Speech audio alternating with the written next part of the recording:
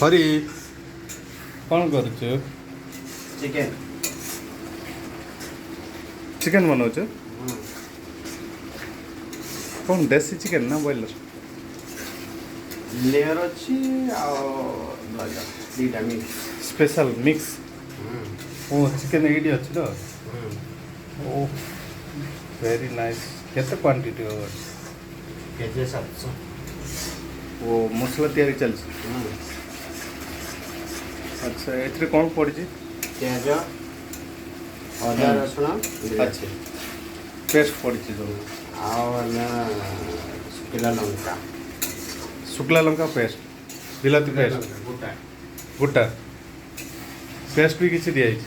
Paste ଅଦା ରସୁଣ paste କରିବେ ଆଉ ହେଉଛି ବିଲାତି ଗ୍ରାଇଣ୍ଡିଙ୍ଗ କରିବେ। ଆଉ କ'ଣ ପଡ଼ିଛି? ଆଉ କିଛି ନାହିଁ, ଆଉ କିଛି ପଡ଼ିନାହିଁ ବର୍ତ୍ତମାନ। ମସଲା ହେଇସାରିଲା ନା? ଆଉ କେତେ ସମୟ ଲାଗିବ? ମସଲା ଆଉ 2-3 2-3 ମିନିଟ୍ ଲାଗିବ ନା? ଓ ମସଲା ଯେମିତି କଷା ହେବ ସେଇଭଳିଆ ଟେଷ୍ଟିଟା ଆସିବ ଚିକେନ୍ରେ, ନୁହେଁ କି?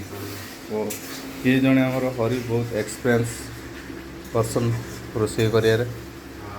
ତେଣୁ ଆମର ଆଜିକାର ମୁଖ୍ୟ ଭୂମିକା ହେଉଛି ଆମର ନଟ ହଉ।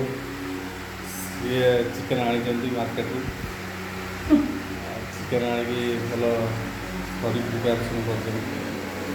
ୟାଙ୍କର ଆଜି ଡୋନେସନ୍ ଉପରେ ଚାଲିଛି, ମାନେ ଫାଇନାନ୍ସ କରୁଛନ୍ତି ଆମେ ନଟ ଉପରେ। ନଟ ୟା ଉପରେ କ'ଣ କହିବେ? କେମିତି କିଛି କହିବେନି? ଚିକେନ୍ଟା ଆଜି ପାର୍ଟିଟା ଜବରଦସ୍ତ ହେବ ନା ନାହିଁ? ହଁ ଠିକ୍ ଅଛି।